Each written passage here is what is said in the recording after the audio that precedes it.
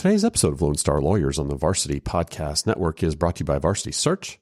Varsity Search builds great teams by connecting lawyers in Texas with career opportunities at small and boutique law firms.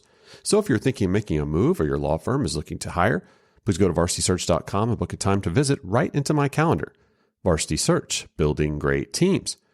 Hey everyone, Danielle here back with you on Lone Star Lawyers. I hope you and your family are both healthy and safe.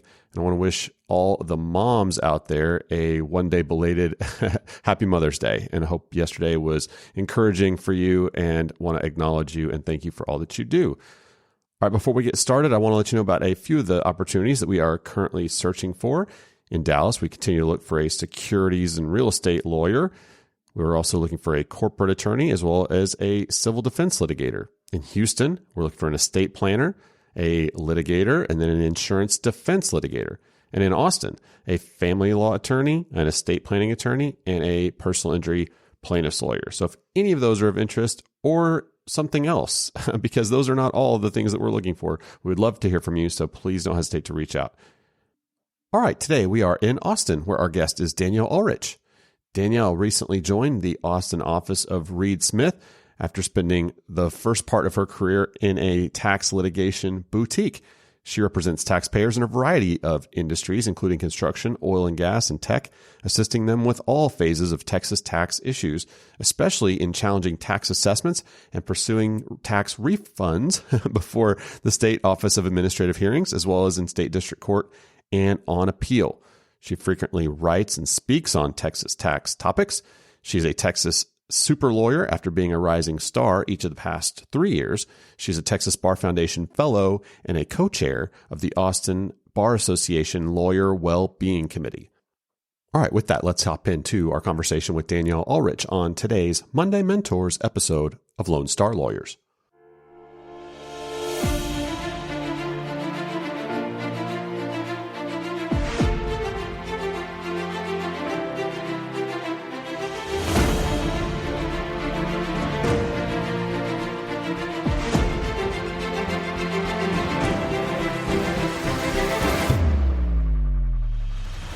All right, Danielle Ahlrich joins us right now. Danielle, thanks for taking time to come on the show. Absolutely. I'm so excited to be on a podcast considering how much I love doing this.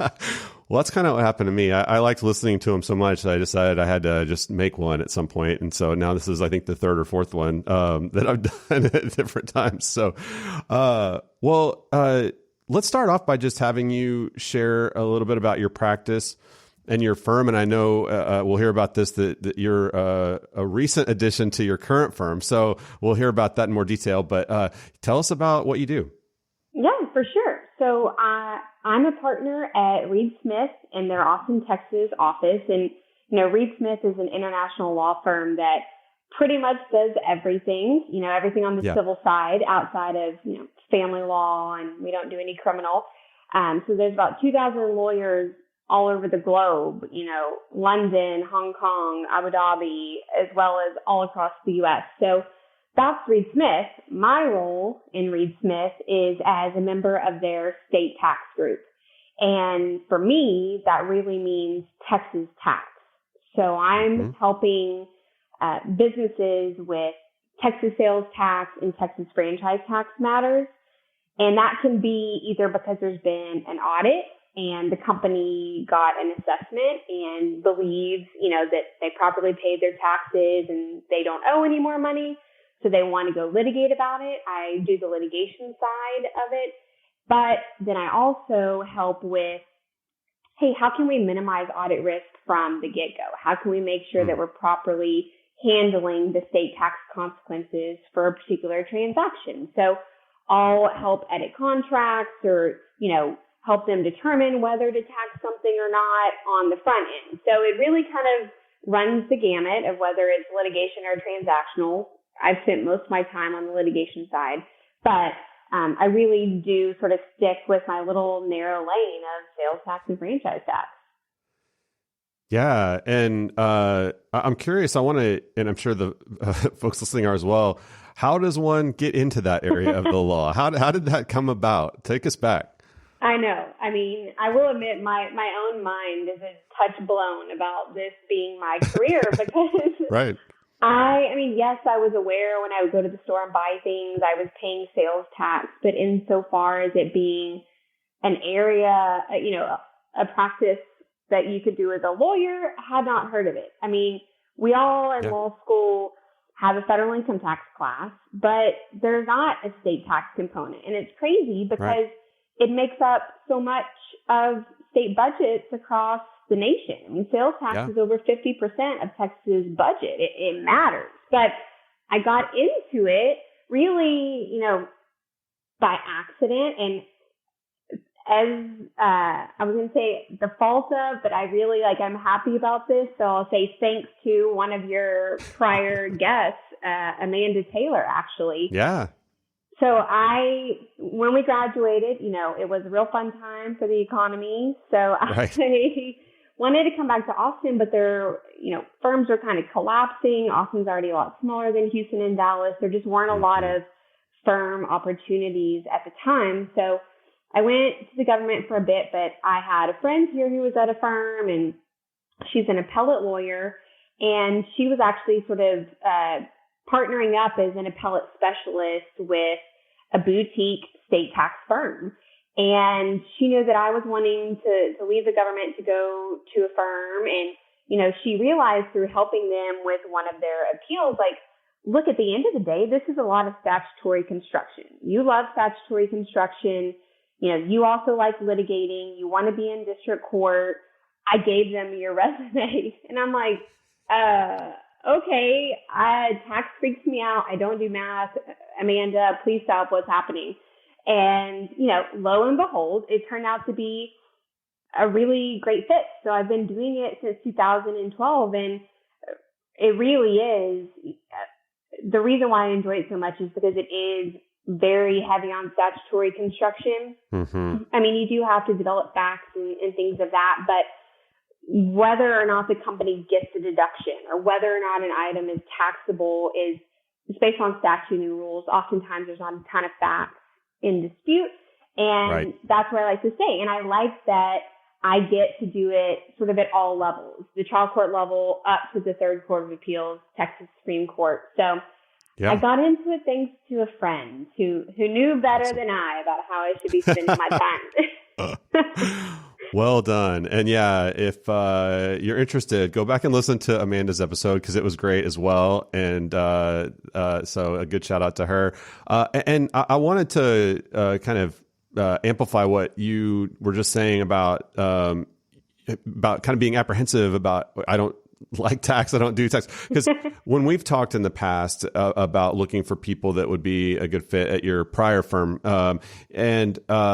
we talked some about how when talking with prospective candidates for that you're not doing tax. Like, that's not what this is. You're, like you just said, you're doing statutory construction. Talk a little more about that, because I do think people are nervous when they hear anything like tax litigation. If tax is in the phrase at all, like everyone thinks they're going to be doing tax returns or digging through tax returns, and and they want to handle that maybe one time a year in April and never again, or even not at all. And so, talk a little more about that. Sure. I mean, to sort of help everyone feel better, I don't do my own personal income tax. I don't think I'd be qualified to do that. So, right. But yeah, I mean, the way. It also depends. The answer about whether or not you really need to be sort of a tax person or have an accounting background does depend in part about which side of the tax world you're going to be on. So whether it's federal or whether it's state, there's kind of two buckets that people tend to fall in. One is sort of compliance and planning. So we're going to prepare the returns, make initial determinations about taxing positions. And so that's typically more a company's in-house accounting folks or their outside accounting firms, the PwCs, Ernst & Young, et cetera. There's those folks. And then there's the controversy side. And so I started on the controversy side. At that point, the returns have been filed. The smart people, the CFO and the CPAs, they have all preliminarily vetted this issue and filed the return. when it came to my doorstep, it was at the point of, look, we all sat down and we opened the tax code and we read the words and we read the comptroller's hearing decisions, interpreting it, and this is what we thought we were supposed to do. Now we've had an audit and the comptroller is saying that they read those words differently, whose words are right. And so that's how I spent my time. I mean, I still, even though I have inched more towards doing more of the front end planning, I stay in my lane. You know, I'm not trying to do anybody's franchise tax report or sales tax report. Right. Mine is more, if we have a question about how the words of the statute or the rule is going to sort of shake out, that's when I'm your gal. So there's a buffer between you and the scary stuff. Yeah. Yeah. Great. Thanks for clarifying that. And the other thing I wanted to ask you about in relation to your firm, because I think I have to go back and look, but we almost always and almost exclusively have small firm, boutique firm lawyers on the show. And so, which is where you were before. And now we've switched completely to the mega firm, international, all over the world, everything. And so I wanted for people listening to at least have me acknowledge that, and ask you about that transition and kind of what you took away from your experience being in a boutique firm in the last 8 to 10 years that you were there. And now I know just probably still getting a feel for what it's like to be within a mega firm environment. And so talk about that a little bit. For sure. So I just joined Reed Smith in January.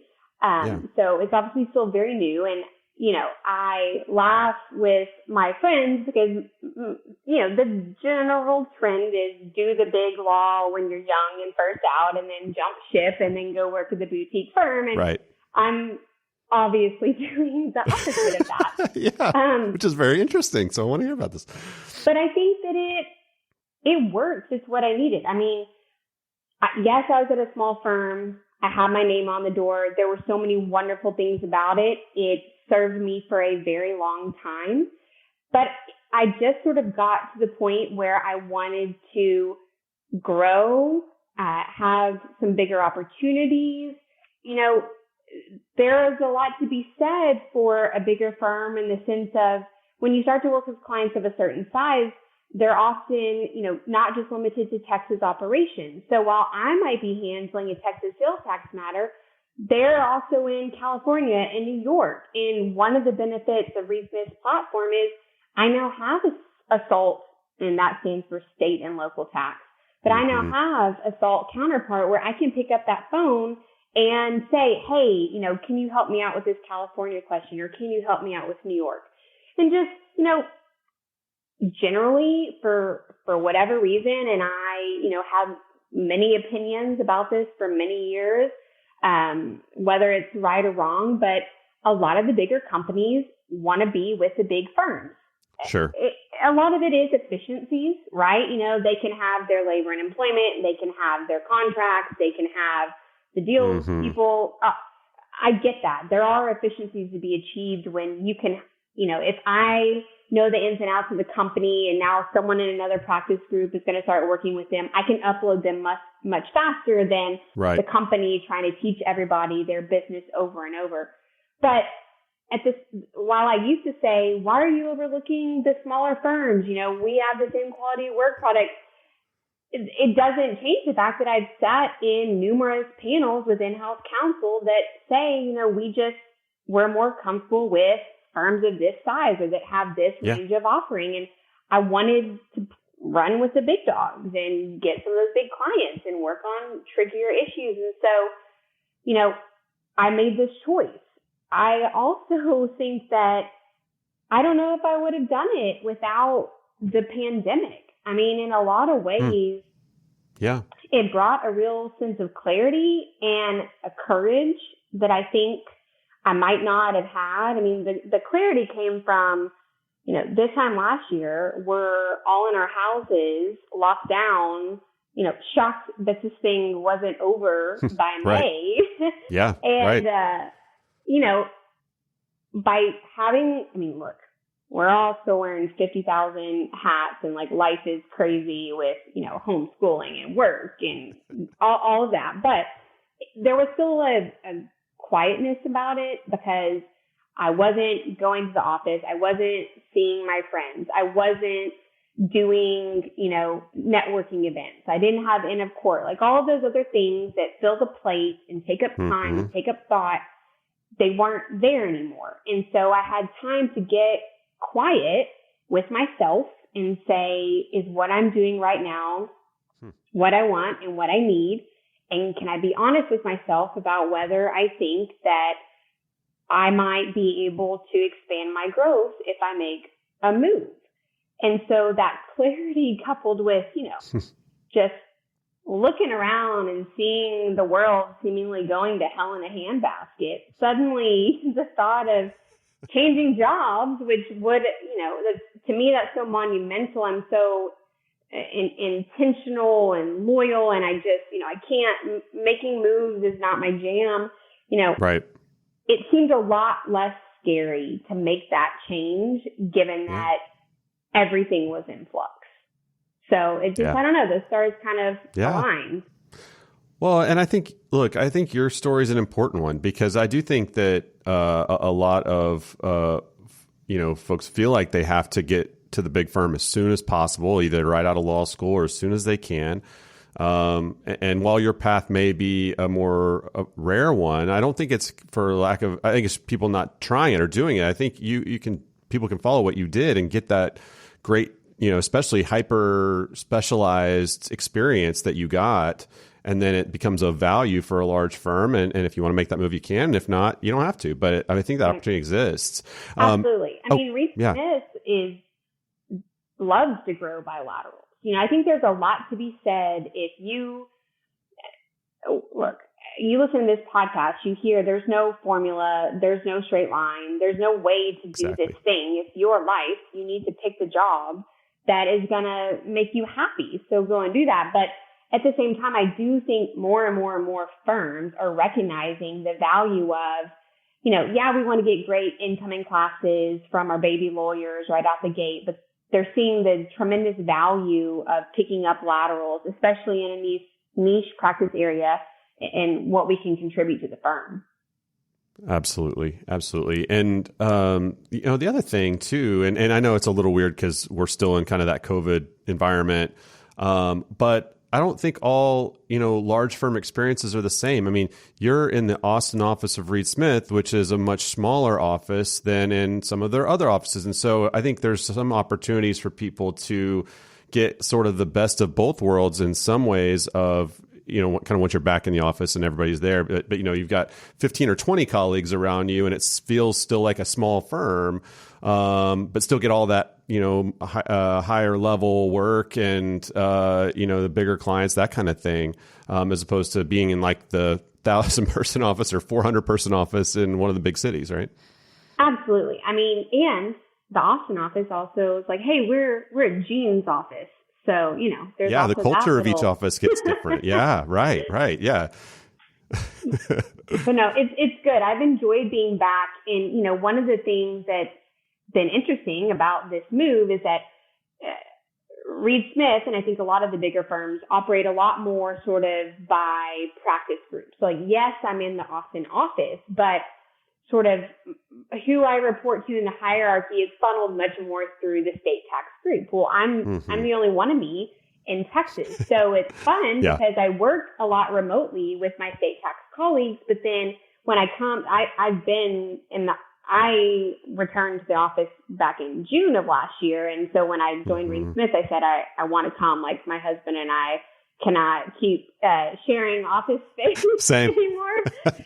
So here I am. But I like it because now my colleagues in Austin are in the entertainment and media group or life sciences or energy and natural resources. So aside from getting to hear cool stuff that they're doing, it's also really helpful because we realize that we have clients with common needs. And so it helps further sort of, expanding the service offerings that Reed Smith can give our clients and for us helping to grow our books.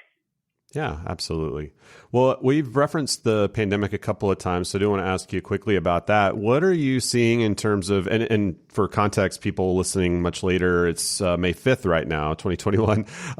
And so what are you seeing in terms of how either courts are maybe looking to open back up, or things that you've maybe had in the pipeline are starting to maybe look to move through a little quicker as we're turning the corner here, hopefully, on COVID?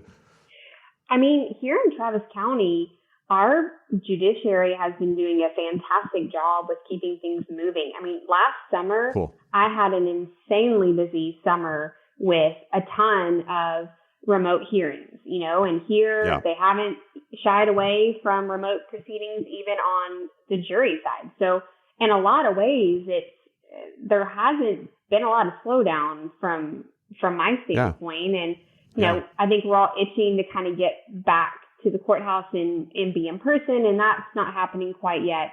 But everyone has still taken those depots, still having those hearings, trials, all of it. Yeah, that's I mean, good for you, and I'm glad that you're able to kind of maintain some kind of normal through that period. What about looking ahead as we talk about kind of the post-COVID era of work and what that looks like, and working from home or working in a flex schedule, working in the office? What are you kind of seeing, and what are you hearing from Reed Smith on that, or what are you expecting moving ahead? Reed Smith has been very open about the fact that we realize it's not going to be a return to the before times. The world is different. Our workforce is different. We're currently trying to figure out, what do we want it to look like? No one wants to lose the benefit of in-person connection. And so I don't think there's a situation in which we'll just become, basically a fully remote firm. I think that there will be some amount of, expectation for in-office time. We're actually, I'll probably know more after tomorrow, because I got a calendar entry for a call on workplace flexibility policies. So we'll see, but it's actively under consideration. And it's been stressed that it is very much sort of an office by office question as well, due to size, due to availability of vaccines, and just a host of other factors. Yeah. Okay, switching gears a little bit. I want to get some advice for the lawyers that are listening about how they can impress their partners or those that they're working with and for at their firm. So what have you seen in young lawyers, young associates that impresses you, that stands out in a positive way to you? One of the things that I probably value the most and look for the most is the associate trying to understand how and where this task or this assignment fits into the larger case. Mm-hmm. I find that if they understand what I'm doing and how their piece goes into what I'm doing, I am much more likely to get back a work product that is more plug and play. If they understand the broader goals, then, it's going to be easier to pick up a segment of their research and drop it in a motion or something like that. So I don't want them, sort of not focusing on the task at hand, but I want to see someone who wants to know how their piece fits into the puzzle, because it helps advance sort of the team dynamic.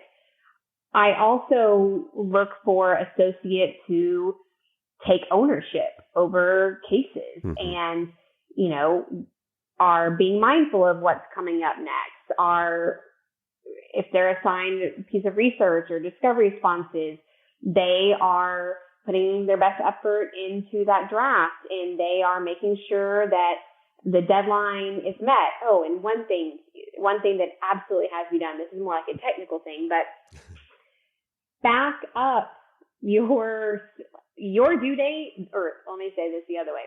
The due date is not your due date as the associate, right? So you need to back that one up to give the partner time to review it. And then there are very few things that I'm going to file or send that are not client approved. And don't put me in a position where I'm asking the client to turn something around in 24 hours. I mean, look, at this point, we're dealing with people in the C-suite. They're a bit busy, and even if it's a small company, they're still running the company. They have a job other than, meeting our deadline. So I want to see an associate who's like, okay, when's it due? All right. So that means you need to get it to the client on X date. It means I need to get it to you on this, and have realistic timeframes in which everybody can review and edit.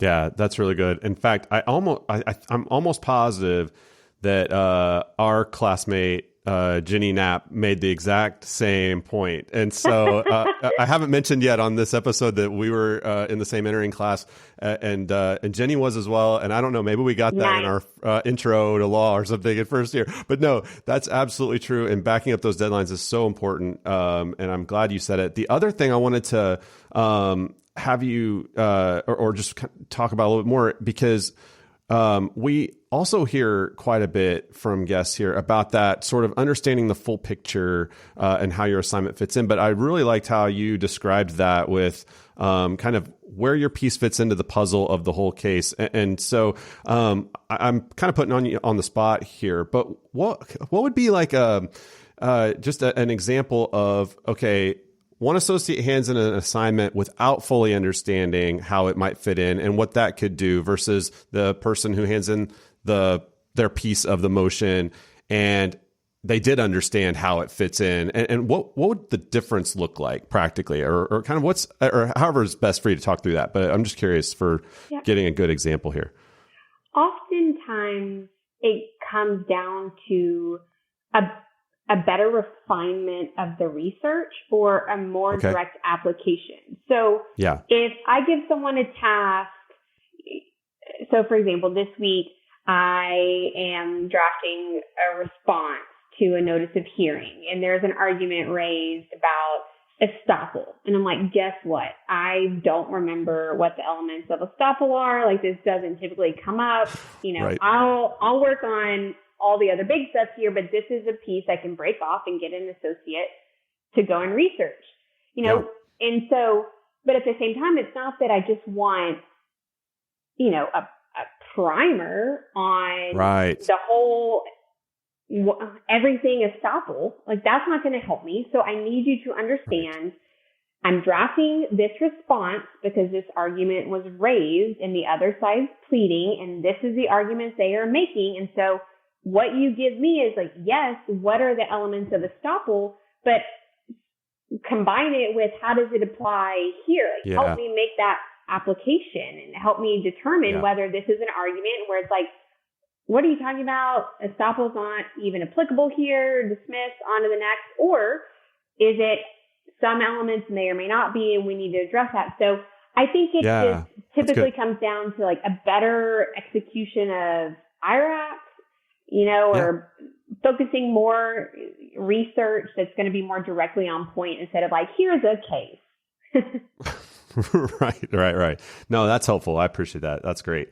All right. So I know that one thing that you, as we kind of talked through this ahead of time, that we wanted to talk about was some things, and I don't think we've talked about this before on the show, so I'm glad you raised it. Some things that an associate can do from day one to prepare themselves for making a lateral move at some point in the future, and what that looks like, and what are some things that when they get to that point of maybe making a lateral move, they're not having to play a lot of catch up or kind of run into some hiccups or things that might prevent them from making that move that they want. Right. So, I mean, I feel like the answer is probably something that's brought up every episode, but it's build a network. But I'll go a bit, broad strokes on this. When I say build a network, I mean curate people in your life that are going to help you achieve your goals or, make you a better person. And so, yes, there is the most obvious network with people, and maybe they'll either become a client or refer you a client, and there's that sort of direct, obvious benefit. But having a solid network is incredibly important when you're ready to make a move. I mean, yes, you can definitely use recruiters, find opportunities on your own. Like there are a million ways to go about finding a job, and there's benefits and drawbacks to all of them, but the very first thing I did when I decided that I wanted to make a move was reach out to my professional, colleagues here in town to say, hey, I'm thinking about doing something different. Can you look over my resume? Can you let me know your thoughts? Like, how does this read? You can beg and borrow favors. But then it's also so many opportunities are never even posted. And so you got to have those people who are willing to put their ear to the ground for you. And so that was hugely important for me making a move. Although I ultimately ended up at this job due to a recruiter. So shout out to recruiters. Thank you. But the other thing I would just say is like, look, some people might be saying, I work for the government, or I want to work for the government, or I'm in-house. I don't need to do business development, this, that, and the other. Okay, fine. But consider this, lawyers are just really handy people to know. I mean, I can't tell you, I see this primarily through there's a group here in Austin called MAMAs, Mother Attorney Mentoring Association. And, back in the before times, we had meetups and stuff like that. But one of the biggest benefits is there's a really active Facebook page. And I cannot tell you how amazing it is to have a group of incredibly smart, research-driven women to throw questions out to. You're going to get the best recommendation for anything, whether that's a concern you have about your kid or who handles school law, who can help me navigate this. I mean, lawyers, having a solid network can help you figure out the issue, your kid's having at school, or the elder care issue that you're having as you try to take care of aging parents. I mean, having that network of people that you can pick the phone up and call for, just can you give me an overview, or can you route me to a person that can help me, is so valuable. And then just even broader than that, lawyers are bright people, and they're often very engaged in their communities. And I can't tell you how much I've learned about local, state, national, global issues just by being in orbit with other professionals that either have some tie to an issue because of their job or just because they're smart people. But I mean, immigration, election law, all this stuff. So even if you don't think you need a client or a new job today, there's a huge benefit to cultivating a network. And I think I've, focused primarily on of other lawyers, but non-lawyers are fantastic too. Yeah, absolutely. And you've mentioned as well about the importance of things like keeping track of your clients that you've worked for and the work that you've done and some of the victories you've had. I think sometimes people forget to do that kind of thing until it's like, oh, wait, I need to go get a resume together right now. So talk about that a little bit. Yes. So that was me. Being like, oh, what have I been doing for the last, 10 years? So my recommendations are to make it easy, just, in case you want to make a move at some point, or just, I don't know, there's lots of reasons that this could be handy. But two things. One is just sort of a master list of where you've been and what you've been doing. And so, for example, when I was moving to this firm, I had to do a conflicts check. So you're going to need to know. You're going to have to. The clients you've worked for, the parties, the nature of the suit. And most places are only looking 3 years back, but, you're going to have to come up with that information. And for me, whenever I put my resume materials together, I still did sort of my one-page resume that talked about school and my employment, but then I had a separate sheet where I listed representative cases and papers and presentations. And the representative cases was I probably have about 5 or so, and that's where I would explain things like, tried a case and took it to the Texas Supreme Court on an issue of first impression for the franchise tax. Basically why I was awesome and why someone should hire me. And so that list of what you've been working on is really helpful to both sell yourself and then do the more nuts and bolts, like, hey, you can't come here if we can't resolve conflict. Yeah. So you got to have that together. And, when you aggregate data, it can become more impressive in some ways. Like, instead of just having a rambling list of presentations you've given, if you can say, I've spoken on Texas sales tax at over 20 conferences, there's no way you're going to remember each individual conference. But if now you do what I do, is have a master list, each time I speak somewhere, I just write it down. You can pick and choose and create a narrative that helps demonstrate your skills a bit better. And then the other thing I would say is everyone should have a brag book. And I guess you could have a real book if you want, but mine is an email folder. Every, word of client appreciation, every kudos from a colleague, every note my girlfriends send me about, how awesome I am, whatever it is, put that in a file, because it seems that oftentimes, it's not fun getting a new job. You're also uncertain about, are they going to want me? Do I want them? It's nice to have a little folder you can click into and look at how you have been fantastic over the years and remind yourself of your worth and your value and make sure that you ask for it and you get it. Yeah. Yeah, I love that. And and even if you're not in the market for a new job, just if you're down in the dumps one day, what a great folder to pull out and just Absolutely. feel good about who you helped and who appreciated it and all of that. That's awesome. Well, last question before we do our rapid fires here. I want you to speak a little bit to work-life balance. And I know you're a mom, you're a lawyer, you're doing so many things in the community, both legal and non-legal as well. So where do you think we are as a legal community in terms of work-life balance? I know, like we talked about earlier, we may get some changes after the pandemic with regards to where and how and when we work. So maybe that plays into it some. But beyond that, how are you feeling about things as someone who's trying to juggle so much? Yeah. I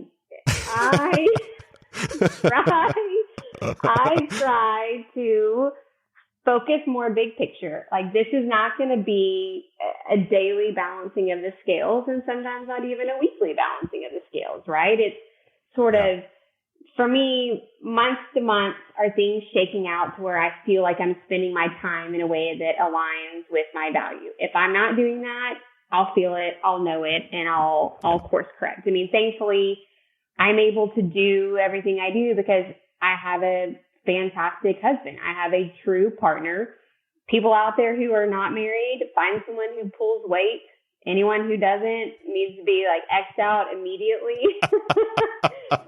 There's just too much to do if you don't have someone that unloads the dishwasher, washes the kids' clothes, let's drop off. I'm talking logistics. Okay. That's part of romance. Yeah. Right? This is real life, folks. Real life people. So there's that, but then, at a higher and outsource everything you can within your means, or make parents live close. That people find a way to make their own village. But, at a higher level, I've been worried about the lawyers for a while. We seem to be in this profession where, even just common or pop culture perceptions of us are that we don't have boundaries and that we're supposed to be at someone's beck and call, and that's normal and appropriate, and that gets compounded with, firm expectations about billable hours and this and that, and it's a lot. And burnout is real, and the consequences of burnout are very real and very scary and avoidable. So it's a problem. I do have hope.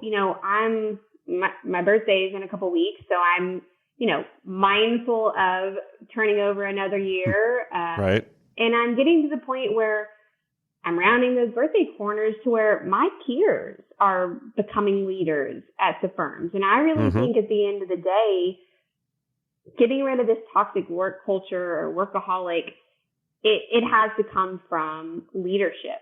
I mean, it just has to. I mean, yes, people need to set their own individual boundaries and honor that. You know, one of my favorite quotes is actually, and, you know, you think I would bother to remember who said it, but anyways, a boundary is a place from which I can love both you and me simultaneously. If you don't keep a boundary, you know, you're either choosing someone over you, and that's going to create issues. But anyways, going back to my point, more of my peers are recognizing this as an issue, and we don't want it anymore. And I am hopeful that as we ascend the ranks and have these positions of power, you know, I don't see a lot of, well, it was terrible for us, so it needs to be terrible for the next. I don't see that from my peers. I can see that with some ages and in some environments, but I'm not seeing that. So I'm very hopeful that we dial it back a bit. And in the meantime, I think that associates do need to practice their own, you know, personal boundaries. And part of this, you know, is being realistic about what job should I have. I mean, there's got to be some balance between how much you're willing to put in and what you want to get out. Like, I don't think you can say, you know, I want to have off every Friday and then go be a successful big law associate. I mean, I don't know. Maybe if you're on the deal side and you have things structured weird, but generally, you know, that's not going to fly. So you have to be realistic of, well, then I'm going to choose to do something else. And what is within your power is, am I choosing a position that allows me to spend my time in line with my values? If not, you need to pack your things and find a place that does let you do that, because it's not worth, you know, dishonoring yourself in that way. Yeah. No, that's really good. I appreciate that. And just one example that came to mind as you were talking about that with regards to the leadership being the ones responsible for kind of taking care of this issue is, and it's a question that I talk to candidates a lot about too, is when we come down to things like, it's just a small example, but like vacation time, right? Where it's like, okay, you get 2 weeks vacation. Okay, some firms, no one ever takes the vacation. And so like if you take the vacation, you're going to look like you're not working as hard. And so the culture is there really isn't vacation, even though there maybe by policy is. Some firms have said, no, everyone's going to take their vacation. Like, we're going to make you take it. You cannot come into the office for these, and go the other way, and to try to make it sure that no one can try to get ahead or look better by skipping out on the vacation. So just stuff like that is something, like, from a leadership standpoint, can be done to take care of like something as small as that. But it does play into this kind of work culture. Right. I mean, that's why I think it has to come from leadership, because the people, the associates are looking at, what do I need to do to succeed here? What do I need to do to climb the ranks? And the leaders set those expectations. So unless and until they're willing to recognize, you know, lawyers happen to be humans on the side as well, there's going to be this problem. Yeah. No question. No question. Well, all right. Rapid fires, 1 word, 1 phrase answers to close out our time. Are you ready? Okay. Well, you know, I'm a little too wordy, but I'll try. That's why I just, you know, kind of subtly dropped in the rules for this here. All right. Name 1 trait or characteristic that you most want to see in an associate. They're coachable. Good. All right. What habit has been key to your success? Calendaring, but I would say calendaring deadlines the day they come in, and always setting a 2-week reminder in advance. Because when life gets crazy, the 2-week reminder can be clutch. I love that. And so for associates listening, that you're going to set it back, remember, from the due date of the client. So we got to do a couple of things there. I like it. Yeah. All right. Your favorite app or tool that you use? Oh God, I'm like pen and paper. There's nothing exciting there. That's all right. Okay. I've been excited to ask you this question the whole time we've led up to it, because you started this question for us. Your favorite pen. You started this. I know. And I still am exciting. So everyone, can they comment somewhere like, everyone please let me know your favorite pen? Yeah, we'll do that. So far, I'm still sticking with my Pilot G2 10-point. Everyone tries to get me on 7 or less. I'm not doing it. It's too fine of a point, and it's got to be blue so I can see what I'm marking up. But I'm still accepting recommendations. We will be. So I'm really collecting this data for you now, so I can put it back into that Facebook post or comment section. Yeah, I literally went out. I went through that entire thread. I bought every single one that was recommended. Well, all of them. Here's Fisher's recommendation, that fountain pen. No, that ain't gonna do it. I screwed it up even when I tried to load it. See, some of these pens are so fine. It's like I'm chiseling in stone. No question. Some glide. Absolutely. So no, I'm still reviewing. There were a couple more I haven't that have come in from doing this and asking people. So I'm not totally done yet, but I'm still working through it. Okay. Now that I was the wordy one on that one, sorry. Your favorite social distancing activity? Hopefully we can retire this question soon enough. But 5 a.m. walks in the dark with a podcast. There you go. I like it. All right. And lastly, your favorite legal movie?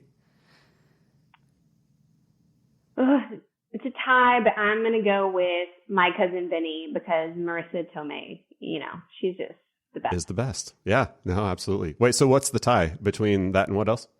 Well, Legally Blonde. Which I saw when I was at Amanda's house the other day. You sent her a framed photo, and it was fantastic. Yeah. Of Elle Woods? Of Elle Woods. That's right.